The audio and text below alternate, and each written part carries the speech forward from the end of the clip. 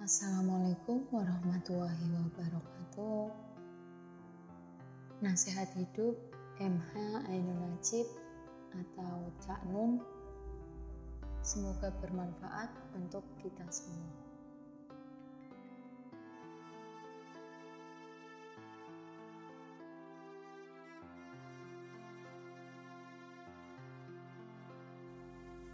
Aku seneng nek kon gak duwe kelincahan ngono, kon kehilangan keseimbangan ngene kena hoax ngene, hoax sijine ngene meneh. Kon ngene anggitmu wiritan ta.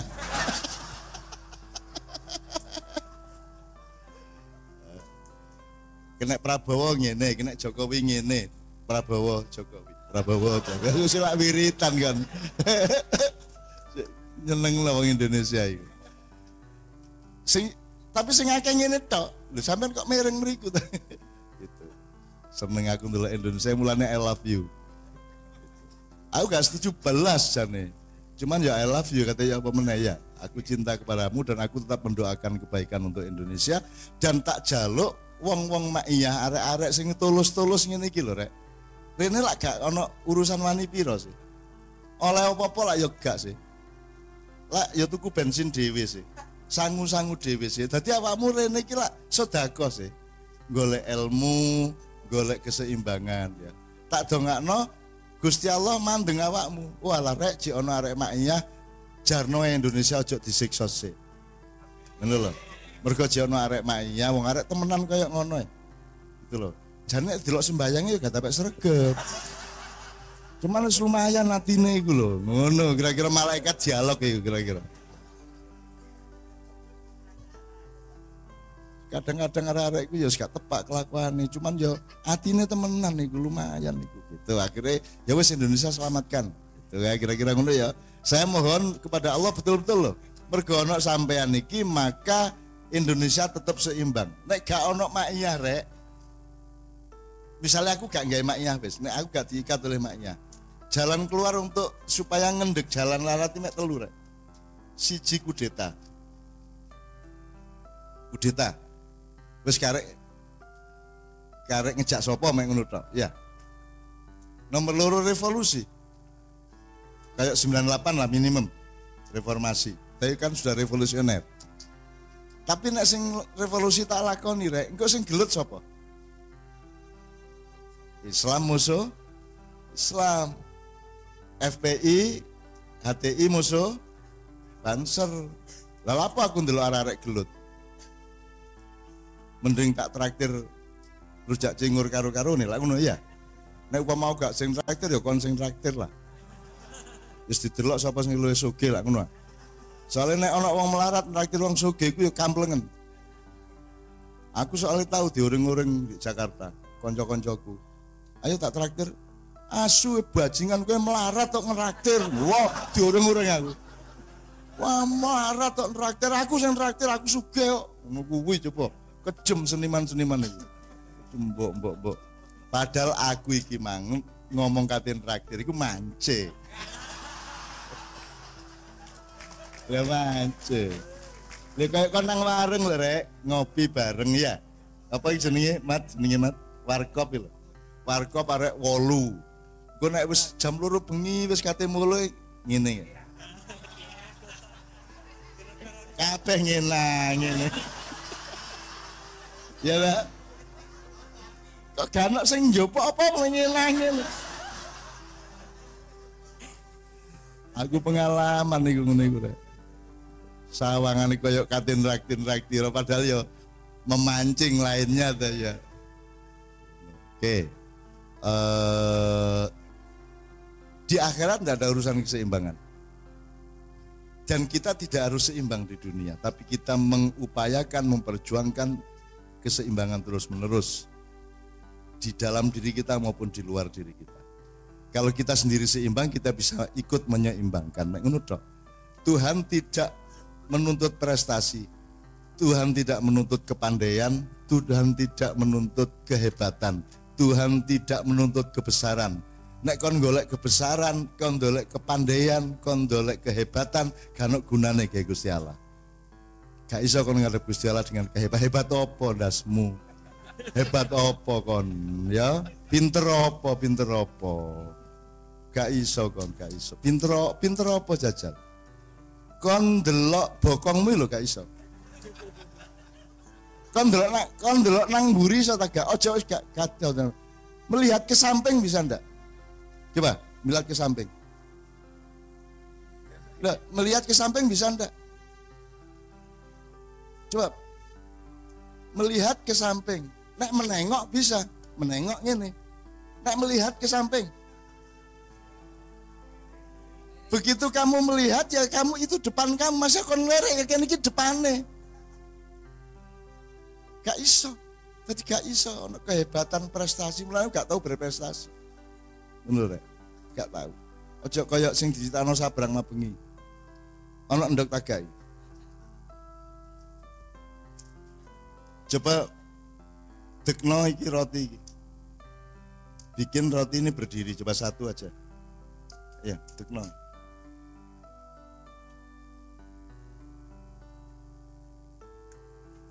Ya, coba ya. Ya. Wes, ya diculno, iku lak dicekel jenenge. Bisa tak gak? Ini tak urui. Nah, ngene iki. Loh, ngadeke roti ngene iki. Nek ngene lakon iki.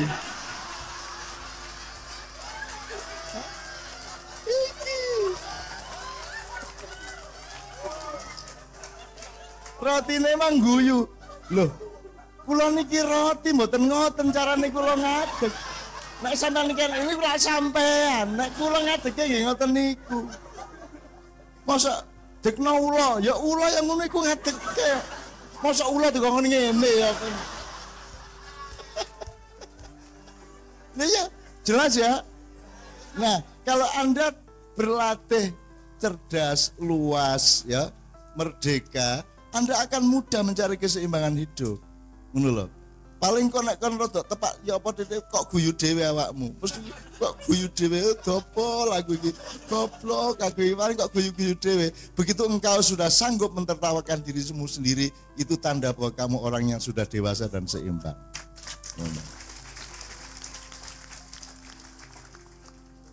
Jadi kon misalnya rada gak ganteng ngono ya, kepethuk kancamu ganteng terus kon guyu.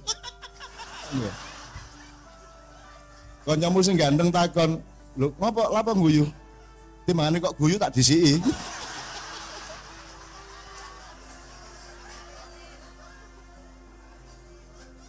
Lah ngono ya.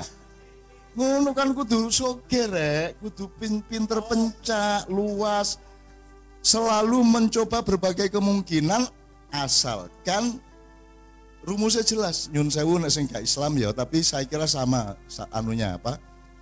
Secara akal sama, jadi ada 4 jalan dari Tuhan. 1 sabilillah, sabil artinya jalan. 2 syariatullah, syari artinya jalan. 3 thoriqatullah, thorik artinya jalan. Terus sirotol mustaqim, sirot artinya juga jalan. Cuman framingnya bagaimana? Sabil iku jalan sing ndi, syari iku dalan sing ndi, sirot sing ndi, torik sing ndi, sirot sing ndi. Dadi nek aku ngene iki lah. Ojo terus iki kok anggap ayat. Menurut Cak Nun. Cak Nun ta rek. Terus kaya-kaya aku iki ayat. Gak rek, aku iki mek ngono iku mang berpendapat nek bener gawe, nek salah buaan wis ngono tok. Dadi ngene. Sabil iku pokoke arahmu, tujuanmu. Aku kate nang Malang wis ngono wis. Sira dak ado titik. Banyuwangi. Kono ya. Banyuwangi. Jadi sabilillah itu adalah ujung jalan yang akan kita tempuh. Tujuan, sabil. Mulane arah, jadi arah saja. Maka ketika Allah menganjurkan berdakwahlah, ud'u ila sabili rabbik, ojo ud'u ila syariatillah, ojo ud'u ila thariqah, ud'u ila sirat. Tapi ud'u ila sabil. Jadi pokoknya yang penting arah sik, ojo langsung dikon sembahyang kok sik. Wong kon sik ngerayu-ngerayu langsung dikon rabi ya kaplok kon. memberi tanda-tanda bahwa aku ini punya orientasi dan punya keinginan, punya ghirah dan punya keyakinan ingin memperistri seorang wanita. Ojo langsung kondo dik, nyun sewu ya, mau ndak saya kawin? Kira-kira arep edoke ya apa?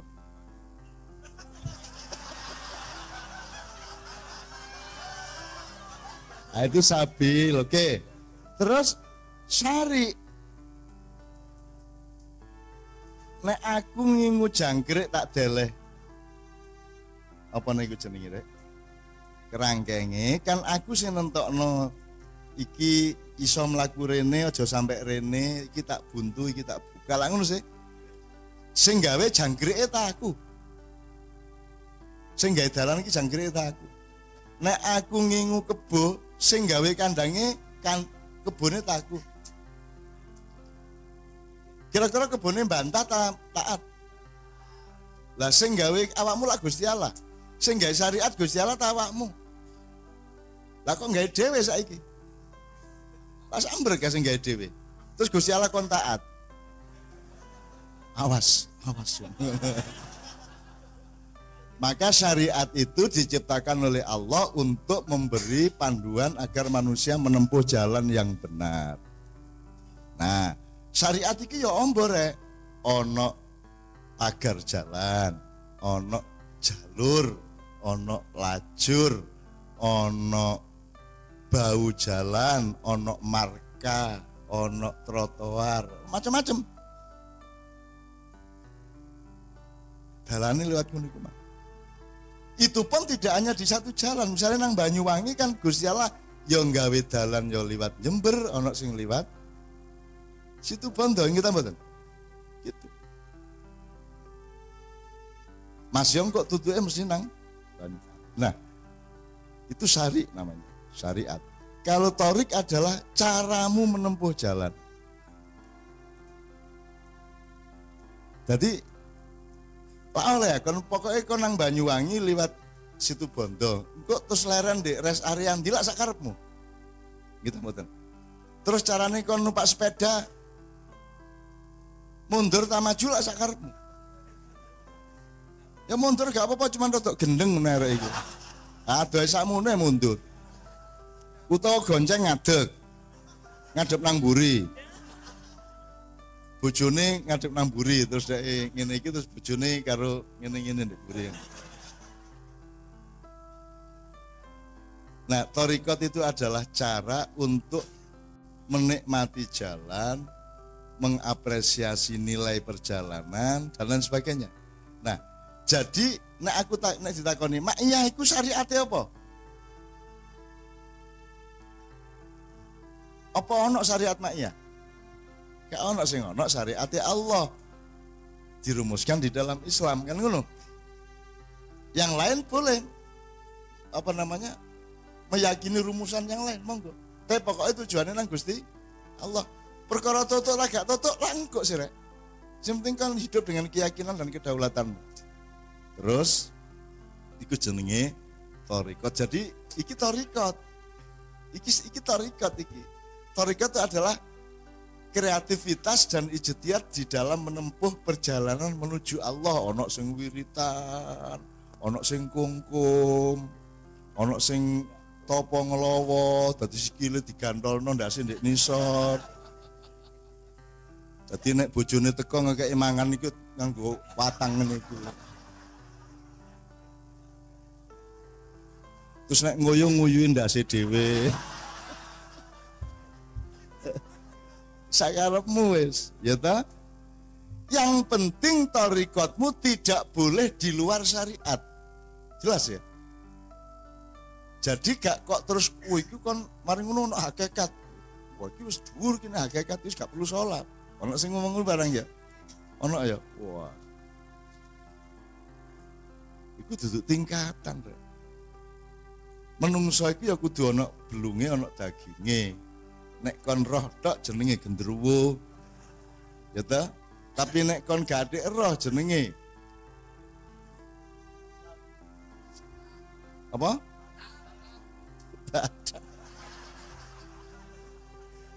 Biasa rotok manis no rek.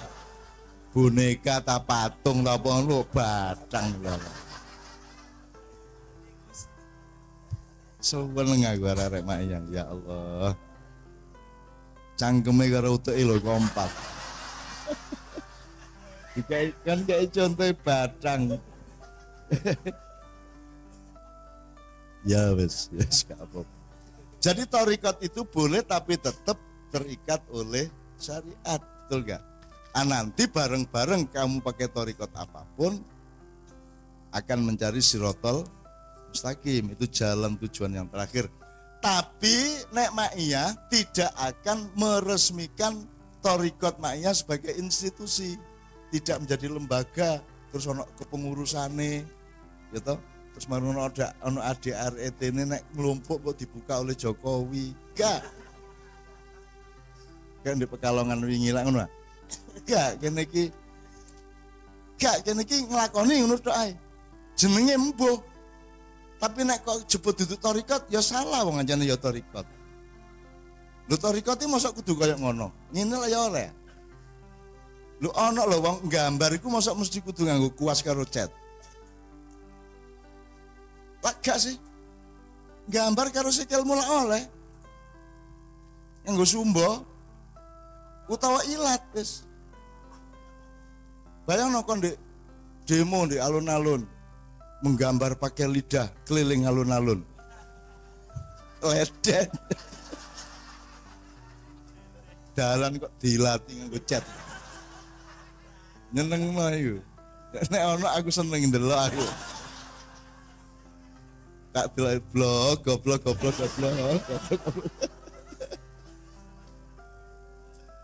Rek ngono rek ya. Jadi oke.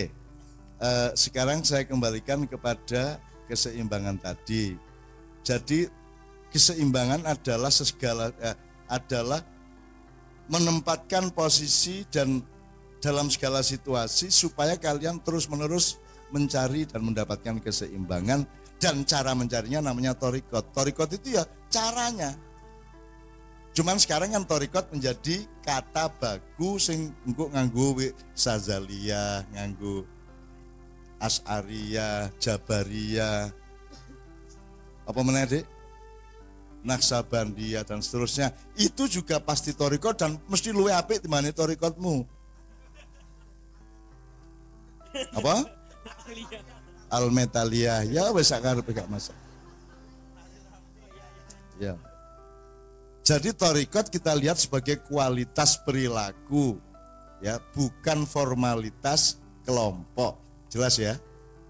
Kita juga tidak akan menafikan atau mentidakkan yang kelompok. Ya gak apa-apa ya tetap apik gitu loh, tetap apik gak ada masalah. Cuma arek-arek ngene iki gak potongan blas. Lah ya apa ya oleh potongan kate. Misalnya kon tak kon maca hizib latif, misal dawa kaya ngono kon alah paling kon oleh rong kalimat guyu dhewe. Dapurane aku maca kaya ngene mesti kami. Tak kon maca al-waqi ping 700 lak gendeng dhewe kon. Kayak oleh ping 3, iki ping 3 ping 4 ya. Baleni. Engko wis oleh ping 55 sik iki mang 55 ta 53 ya. Baleni meneh akhir gak tutuk-tutuk kon. Wis kan thariqatmu ati sing temenan, sembayangmu temenan, ibadahmu temenan, nyambut gawimu temenan, tapi ati madhep mantep marang Gusti Allah, percaya karo Allah, percaya kepada keseimbangan hidup dan berdaulat atas dirimu sendiri sesuai dengan yang diberikan oleh Allah. Jadi keseimbangan intinya adalah semakin engkau mengacu kepada arahan Allah semakin seimbang. Gampangane ngono iku. Saiki tak kayak contoh terakhir iki Mas Suko. Yang saya habis ini kita tanya jawab lagi atau tolong direspon. Jadi iki Pak Rahmat ini kan anaknya kan sak kelas karo anakku. Nah wingi lah aku melok ngeterno futsal. Arek kelas 1 SMP, Mat. Dadak musuhe SMA gede. Sosop-sosop arek iku. Gede musuhe. Terus anakku barang termasuk tiba tuabrakan korek godene sakono, terus jengkule sampai beset sampai gedien ngono iku, terus dhek dikongkon metu sik diganti liyane sambil diobati. Lah ketika diobati dhek karo gawe status Instagram. Statusnya itu la taslimu illa ilallah. Jangan menyerah kecuali kepada Allah. Mas yo musuhmu gedene sak pira, jangan menyerah. Nah, saya ingin bulan depan menyerah itu dolekno sing kon menyerah iku apa? Ini kan awal saya sebut. Kon iki ono menyerah-menyerah lho soal aku. Wis timbang ngalang-alang njaluk suwu Mbah Nunai. Ngono ta? Iku berarti menyerah kon dhewe. Wong kon duwe hak dan kedaulatan untuk menempuh sendiri kepada Allah, kok serano aku. Itu berarti menyerah. Contoh lain. Apa? Nyambut gawe kan ojo menyerah kan. Terus. Wa idza faragta fansab terus. Aku sampai umur saya ini loh, mau menyerah aku. Pegel, gak menyerah aku. Bayang aku sering makian ngene iki pegel ngantuk nemen aku gak leren blas. Tapi gak menyerah aku. Tak lakoni, tak tabrak mari ngono jam 3 esuk sehat walafiat dibanding jam 09.00 mang. Ngono kok. Ojo menyerah. Contoh lain menyerah apa rek? Pokoknya mikir Islam yo ruwet nek dipikir temen, sing penting aku nyumbang masjid ngene wis. Tak menyerah toh. Jadi kita bisa menyerah kepada kemalasan berpikir, menyerah kepada ketidaksergepan melakukan sesuatu, menyerah kepada macam-macam. Wis timbangane angel-angel Islam karek pemikiran sing penting arek-arek apal Quran wis beres ngene wis ngono ya. Itu salah satu bentuk, meskipun saya tidak mengatakan terus ngapalno Quran elek, gak bagus. Cuman kalau itu adalah salah satu output dari awakmu menyerah terhadap keseyogyaan untuk melengkapi dan mengutuhkan keislamanmu, terus akhirnya kok serahno nang maca Quran tok. Ya, apal Quran tok kan juga menjadi lemah. Ngerti maksudku? Ngene wis, nek perusahaan-perusahaan ono CSR rek ya. Siapa sing kerja di perusahaan? CSR itu apa? Corporate Social Responsibility, ya. Awakmu berarti katanya adalah potongannya di perusahaan awakmu. Gak. Biasanya apa sing dilakoni corporate itu? Temen dah. Merespon permasalahan sosial temenan, terus menyelidiki riset ngono. Ngene wis, biasanya CSR diterapkan pas poso Ramadan. Biasanya Ramadan perusahaan-perusahaan iku apa? Apa rek? Santunan anak yatim. Bagi takjil. Mesti mbangane mikir angel-angel. Kan kudune nandur kan kudu ndek lemah sing pas jake cukule. Dadi sedekahmu harus diberikan kepada orang yang membuat pahalanya subur. Karena kamu mencari yang paling tepat yang kamu beri sedekah. Gak angger wong kok kei. Tapi kamu melakukan riset sekedarnya. Gitu loh. Nah, perusahaan-perusahaan ini lah rasa-rasa pokoknya anak yatim mulai wis ya. Kita mboten. Kuwabe akhirnya anak yatim iku akeh anak yatim saiki. Angger poso kok akeh blader anak yatim. Pas gak poso gak yatim. Begitu Ramadan yatim. Awakmu lak ronde mayan kan, saya kalau ada banyak anak kecil kan, kalau jumlahnya cukup banyak tak unggahno panggung. Sehingga ketika saya diundang oleh sebuah perusahaan untuk ke beberapa kota besar di Indonesia untuk sadurunge maghrib nglumpuhno anak yatim, aku dikon ngomong semacam ceramah ngono iku, aku lak gak iso ceramah. Dadi arek-arek iku tak kon munggah, tak takoni namanya siapa? Rizky. Bapak namanya Suparjo. Bapak kerja di mana? Pegawai negeri. Ibu jualan di warung. Dalam jare yatim. 100% yang saya ajak naik panggung dan saya tanya itu bukan yatim. Ya apa? Dan banyak kasus-kasus yang lain. Jadi aku gak suudzon ya, tapi aku mek nduduhi pengalamanmu. Dan aku duwe pendapat. yang disebut menyantuni anak yatim itu apa tujuan utamanya? Merubah dia dari yatim menjadi tidak yatim. Jadi dia menjadi tidak punya bapak menjadi punya bapak. Menjadi tidak punya bapak ibu menjadi punya bapak ibu. Dari yatim menjadi tidak yatim lah ngono tujuannya. Jadi solusinya ya apa? Apa dikai sego bungkus karo sarung? Solusinya kan didolone orang tua. Betul enggak? Jadi lembaga-lembaga anak yatim itu menurut saya pekerjaan utamanya adalah golek wong tuwek-tuwek keliling sing gelem ditambahi anak sitok cek dadi anake cek gak yatim lak ngono sing kudune. Bukan menghimpun dana digawe juju arek yatim. Diseragami. Terus mari ngono didelen di asrama sing tulisane panti asuhan anak yatim. Dadi arek iku mlebu metu aku yatim ya. Oh yatim aku ya. Oh no. Suwe-suwe mergo bertahun-tahun ndek kuno suwe-suwe dia menjadikan yatimnya sebagai senjata hidup. Nang dindi kula yatim lho, Bu. Wes dimurahi wong. Akhirnya yatim menjadi komoditas. Yatim menjadi barang dodolan nang ngono. Iki aku gak anu lho, gak suudon kalau sapa-sapa lho ya. Aku nyeritakno pengalamanku dan pendapatku. Gitu loh. Ya macam-macam banyak nek diteruskan soal ini. Nah sekarang tak balekno nang menyerah tadi itu. La tastaslimu illa ilallah. Jangan menyerah kecuali kepada Allah. Iso tak gak aku njaluk tolong apa contohnya sing awakmu menyerah?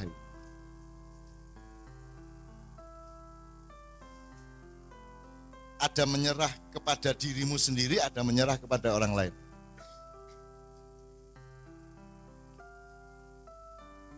Awakmu terhadap keadaan Indonesia dan dunia ini putus asa apa tidak? Sambat agak? Sambat. Artinya secara teknis ilmunya menungso angel ngatasi, gak iso ngatasi kayaknya. Boleh apa tidak? Bahwa Anda berputus asa atas hitungan bahwa kamu tidak punya kemampuan mengatasi Indonesia.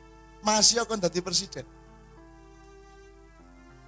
Engko akhirnya menterimu nabrak listrik kabeh apa kon? Ya. Boleh enggak kita putus asa bahwa kita ini tidak punya kemampuan untuk mengatasi keadaan yang besar, problem yang besar itu? Boleh enggak? Wajar enggak gitu aja? Wajar enggak? Terus gak iso rek, nasi jadi bubur rek. Jari sapa dadi bubur, tak jadi taek barang. Boleh enggak mengeluh seperti itu? Yang dilarang oleh Allah apa? Yang dilarang oleh Allah adalah masih kon wis buntu, wis gak iso apa-apa, wis latang-latang, wis kepojok, tidak berdaya, tapi kamu tetap tidak menyerah dan kamu tetap yakin bahwa Allah pasti akan menolong. Kan begitu? Masih lumpuh ya, tapi tetap tidak menyerah terhadap keyakinan bahwa Allah akan menolong kita. Itu yang namanya tidak menyerah. Nah kita jangan menyerah. Iki nang diki maknya iki apa kata terusin nang diki. Aku mau menyerah. Aku pokoknya tak lakoni terus. Wong aku sing gawe ya dudu aku kok. Meneng-meneng ngene kok. Lho moro-moro lho kok cik akeh arek. Lho. Dek Madiun ono papat kelompok Madiun tok papat kelompoke. Kok durung dek kono dek Pemalang, dek Pekalongan, dek Batam, dek Pekanbaru, dek loh, si akeh arek-arek. Kelompok-kelompok dewe gak tergantung aku. Mabengi kan juga tadi malam itu kan mana Geskudro di Muntilan. Sudah 7 tahun mereka ngelompok ben-wulan. Gak tergantung aku gak teko ya kan masalah. Mereka wis nemokno apa sing kudu dilakoni. Ya, sing penting uripe iki nglakoni ngene terus, seneng atine, tenang uripe, ya toh. Urip pikirane, menikmati selawatan Mas Yong, kadang-kadang yo nemen eleke. Artinya situk do. Gak apa-apa, tapi kan duduk kontes nyanyi selawatan. Selawatan kan bukan bernyanyi, nek bernyanyi kudu memenuhi estetika dan artistik. Nek selawatan gak. Nek iso ya iya ngono ya.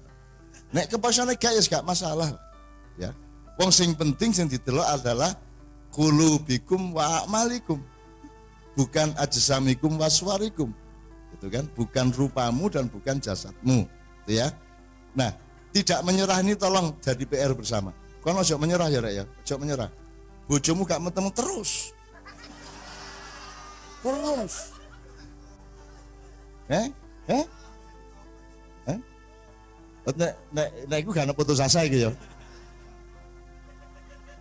Suwe-suwe kan tujuanmu berubah. Suwe-suwe. Wis pokoke aja putus asa rek ya. Ojo menyerah ya. Iki soalnya fatwane anakku. Jangan menyerah. Soalnya dia nggawe kaos bal-balan iki duduk jenenge dhek tapi EAN Junior. Niku. Ya. EANJR gitu. Wah ya wes, jangan menyerah. Ya wes aku terus tunggu Yudi aku, masya Allah anakku cintane karo aku. Ya Allah, binjing-binjing mugi-mugi anak kula niki saged nerusaken ngilekno banyu Kalimaiyah niki. Amin ya rabbal alamin. Sekarang saya kembalikan kepada Pak Suko, diteruskan akan bagaimana, apa musik dulu apa? Ya, monggo sewu. Berikutnya kami persilahkan dulur-dulur merespons, mengelaborasi lebih jauh dari apa yang sudah disampaikan oleh Cak Nun tadi terkait kegoncangan, keseimbangan itu sendiri. Lalu satu hal yang sangat penting adalah bahwa kita tidak boleh menyerah. Mengaduh boleh, tapi jangan mengeluh, gitu ya. Silakan, kami persilahkan 4 orang untuk memberikan responsnya berupa tambahan-tambahan atau pertanyaan-pertanyaan. Silakan. Atau mungkin ada tambahan dari Pak Dudung atau Mas Acang. Sambil menunggu teman-teman. Ayo deh. Tadi ada satu pertanyaan yang masih belum terjawab tentang ini. Bahwa terkait kebijakan pemerintah yang sudah lagi tidak banyak, yang tidak sejalan dengan suara rakyat. Kemudian ketika masyarakat atau rakyat mengajukan katakanlah keberatan melalui demo ternyata mentok gitu. Kemudian ditanyakan apakah ada sistem atau cara lain alternatif untuk ke arah situ. Mungkin itu. Oke. Untuk teman-teman yang kuliah, terutama yang sosiologi atau visipol ya, kita mengenal istilah first world countries, second world countries, dan third world countries. Negara dunia satu, negara dunia kedua, negara dunia ketiga. Indonesia dikategorikan sebagai negara dunia ketiga atau negara berkembang. Teman-teman sekalian, dunia akan segera berubah. Teknologi digital semakin luar biasa dan distribusi populasi maupun ilmu pengetahuan sedemikian mempengaruhi geopolitik, geoekonomi dan juga geobudaya. Maka dalam waktu yang tidak akan terlalu lama akan terjadi perubahan level yang tadi 3 tadi. Amerika akan menjadi negara dunia kedua, Eropa akan menjadi negara dunia ketiga, Asia Pasifik, negara-negara Asia Pasifik akan menjadi pusat ekonomi dunia sehingga dia akan disebut negara dunia pertama. Jadi Cina terutama akan menjadi negara nomor 1 di dunia. Itu berarti dia yang memimpin seluruh pergerakan ekonomi di Asia Pasifik. Nah sekarang tinggal Anda mau memilih untuk ikut memimpin ataukah Anda menjadi cleaning service dari perusahaan-perusahaan Cina. Dunia sedang berkembang seperti itu.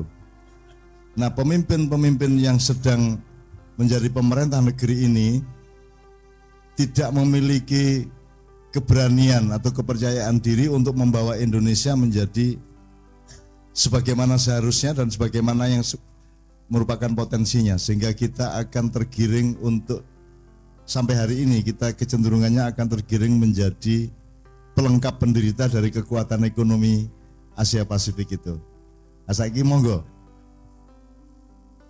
Sebenarnya ini kita harapkan dari parpol-parpol, kita harapkan dari universitas-universitas untuk bisa memimpin anak-anak muda menjadi generasi masa depan yang bangkit untuk menentukan dirinya sendiri dan mengerti kekayaannya sendiri.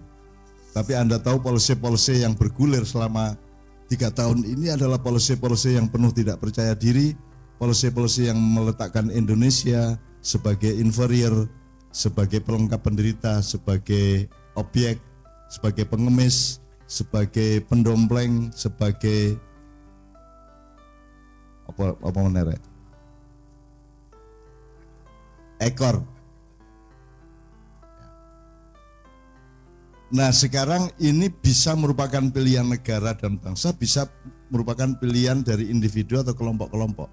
Oleh karena itu Anda harus mendidik anak Anda, juga Anda sendiri, adik-adik Anda, untuk menjadi manusia yang tidak menyerah terhadap yang akan menjadi masa depan dunia itu. Jadi kon kudu nunggangi jaran larat sing gak iso dindeki.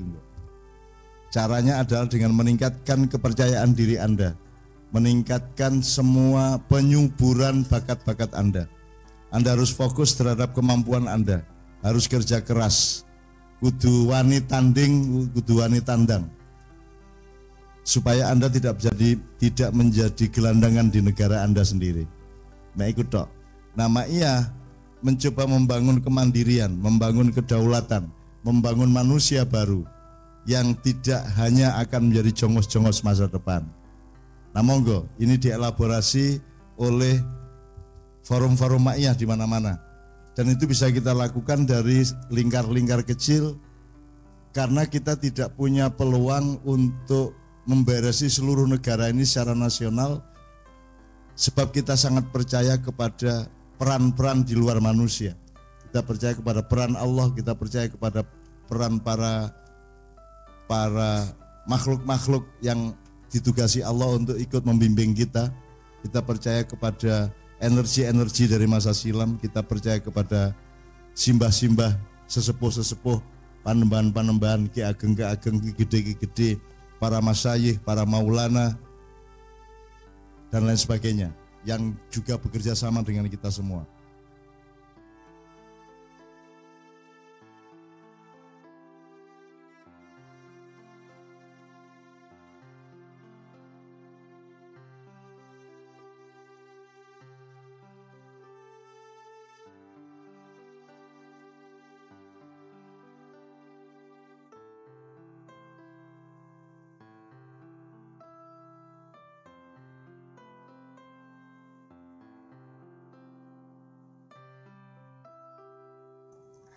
Alhamdulillah, kita sudah selesai di akhir video. Sedikit akan kami simpulkan poin-poin penting dari video tersebut. Namun alangkah baiknya kita doakan Mbah Nun agar beliau dan keluarga Kadipiro selalu diberikan nikmat serta kesehatan. Al-Fatihah. Amin, amin ya robbal alamin. Adakah keselamatan yang tak berakar dari keseimbangan? Bahwa kenyataannya saya pun memang belum menemukan. Sesuatu bisa berjalan dengan normal ataupun bisa selamat jika ia tidak dalam keadaan seimbang. Naik sepeda, berjalan di atas jembatan bambu yang memang terbuat hanya dari sebatang bambu, atau apapun saja, semua membutuhkan keseimbangan. Kunci keseimbangan. Di awal sinau bareng malam itu pun, Mbah Nun juga sempat menyinggung tentang posisi duduk yang seimbang. Seperti yang selama ini dipraktikkan Mbah Nun dalam setiap maiyahan. Punggung tegak, tidak membungkuk, ini hanyalah satu di antara beberapa cara untuk berusaha menjaga keseimbangan. Tidak heran, beliau pun betah duduk berjam-jam sampai selesai maiyahan. tidak mengantuk, tidak ada alarm protes dari dalam tubuhnya. Dan sayup-sayup saya pun jadi ingat bisikan teman saya yang sempat ngomel-ngomel sendiri membaca lembaran-lembaran kertasnya.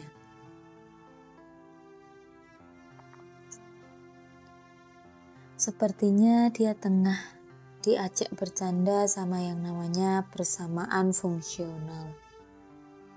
Dari omelannya itu, saya pun sempat menangkap bahwa ternyata persamaan fungsional itu bisa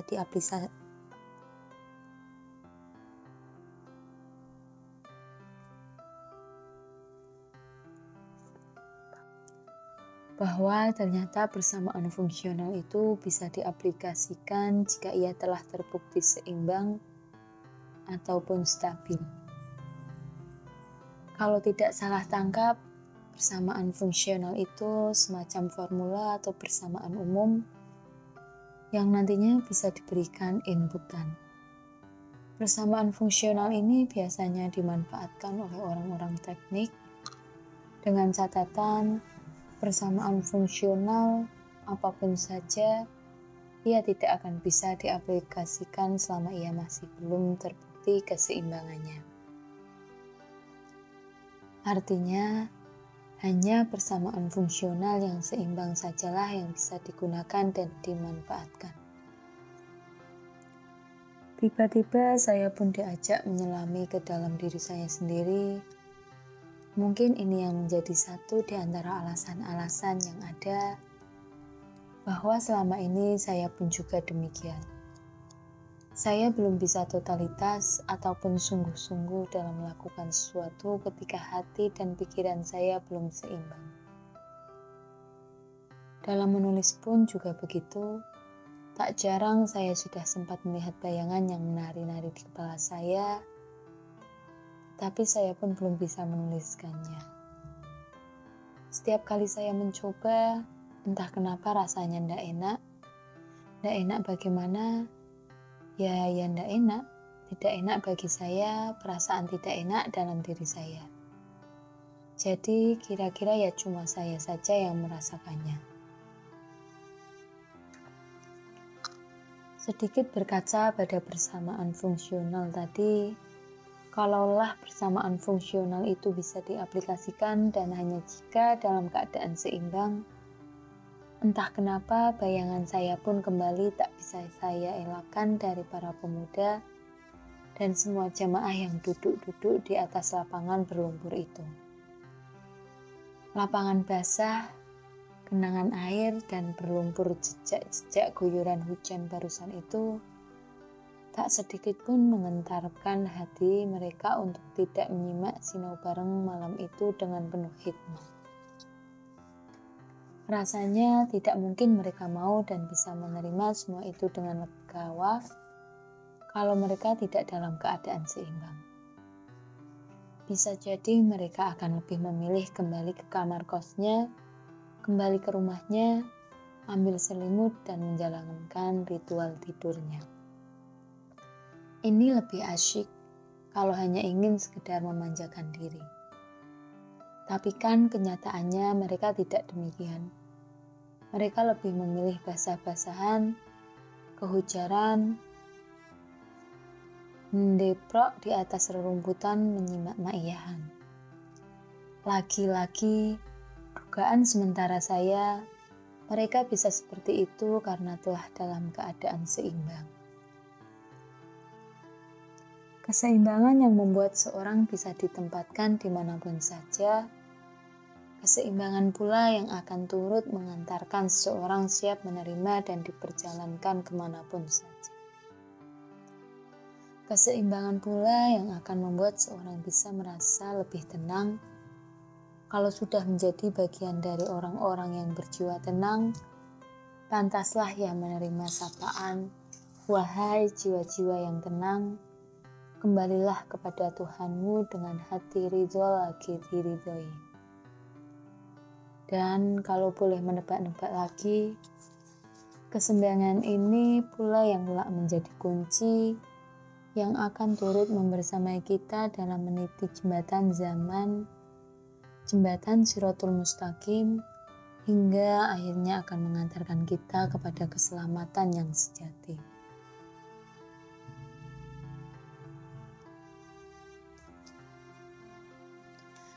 Berbicara masalah keseimbangan, tentu ini tak akan bisa dipisahkan dari yang namanya batasan. Batasan diperlukan untuk mengukur bagaimana dan seperti apa keseimbangan yang dimaksudkan. Semakin kabur batasan yang ada, semakin sulit pula kita mengenali titik keseimbangannya. Malam itu, Mbah Nun bersama para narasumber mengajak jamaah untuk mengenali batasan. Dimulai dari yang paling sederhana, keseimbangan beberapa kata yang kita pun tak asing lagi dalam mengucapkannya. Kata yang tampak paling sederhana ini pun hari ini mulai jauh dari titik keseimbangannya. Mulai banyak kata-kata yang dipergunakan tidak sesuai dengan makna dan tujuan aslinya. Tidak sedikit kata yang hari ini mulai mengalami pergeseran makna. Atau memang karena sebagian dari kita yang mulai menyalahartikannya. Cinta misalnya, dalam diskusi yang mencoba mencari keseimbangan kata itu, Dr. Chris, salah satu narasumber malam itu pun mencoba sedikit memaparkan keseimbangan dari kata cinta. Menurutnya, hari ini sebagian kita mulai tidak sedikit yang salah dalam mengartikan cinta. Bahwa cinta menurut mereka adalah tentang take and give, saling memberi dan menerima. Sedang menurutnya saling memberi dan menerima adalah prinsip dari transaksional. Prinsipnya orang-orang yang bertransaksi berlomba untuk saling memberi, saling melayani, itulah cinta. Dan malah bukannya berlomba untuk saling meminta dan menerima. Karena berlomba saling meminta itu hanya ada pada orang-orang yang hanya ingin merampok saja. Kata memang tampak sangat sederhana, akan tetapi jika kita melihatnya dari sebuah proses, satu kata saja itu akan terlihat sangat tidak sederhana, sangat kompleks. Dimulai dari bagaimana sosok manusia bisa mengucapkan kata, bagaimana kecanggihan dan keruwetan otak manusia yang sampai akhirnya bisa menyembunyikan sebuah kata. Hingga bagaimana sebuah kata bisa memengaruhi perilaku dan kebudayaan manusia. Hal-hal yang terkadang tampak sederhana, nyatanya mengandung satu kerumitan. Suatu yang kelihatannya mempunyai pengaruh besar, nyatanya berawal dari sesuatu yang sederhana juga.